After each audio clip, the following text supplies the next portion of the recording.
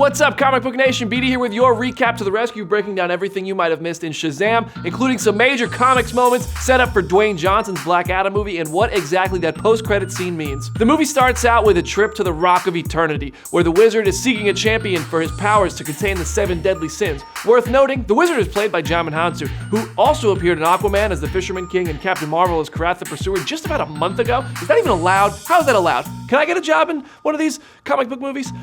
Anyways, Thaddeus Sivana was tempted by the sins, so he doesn't get any powers from the Wizard. When they escape, the Wizard has no choice but to bestow the powers upon Billy Batson, an orphan living in Philadelphia. Billy is first seen robbing a pawn shop that has nods to Shazam director David F. Sandberg's previous film, Annabelle, in the form of a creepy Annabelle doll being on the shelf in that pawn shop. Later, when Billy gets the powers of Shazam, superhero fanatic Freddie Freeman is the obvious choice to coach his powers. And Batman's my favorite person on the planet. Even though Shazam is entirely standalone, it's still connected to the larger DC movie world. There are references to Batman like a Batarang, Superman by the bullet in Freddy's drawer, Man of Steel's events on the newspapers, and Aquaman on Freddy's t-shirt. We even see a stuffed Flash on a shelf in the toy store. So, although this is connected to the DCEU, the future of DC films will be more isolated efforts than in the past. I mean, I think that is the goal. It is giving heroes their time to shine and not feeling like you have to shoehorn in some, universal connection amongst them all. Long story short, Billy embraces his powers as Shazam and has to fight the villainous Dr. Sivana, who likes to throw his siblings out of windows, because that's a thing.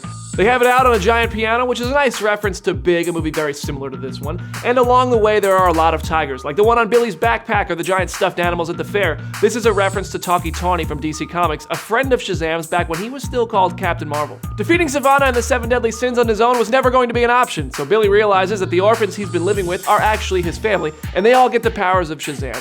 A move straight out of the comics for Darla, Pedro, Mary, Eugene, and Freddy. In fact, most of Shazam is pulled straight from a run in the New 52's Justice League comics. The only difference is that Sivana takes up a lot of the role Black Adam carried out in those books. By the time I got the script, Black Adam was no longer a part of the initial Shazam offering of this first film. And I think that was a very intelligent decision made by everyone involved, including The Rock, who is still to this point attached to play Black Adam, because trying to do 2 origin stories that you'd really, and by the way, our movie does that a little bit. You get some origin for Sivana, but you'd have to spend a heck of a lot more explaining Black Adam.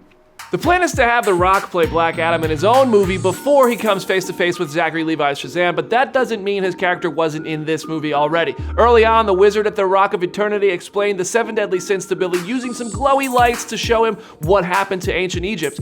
That holographic figure he created in that history lesson, the one that unleashed the sins and destroyed Egypt, that's Black Adam. So he definitely exists in this world and will probably be coming soon. Listen, we don't know, but I've got to believe that there's going to be a standalone Black Adam movie before there's ever a movie with Shazam and Black Adam sharing the screen.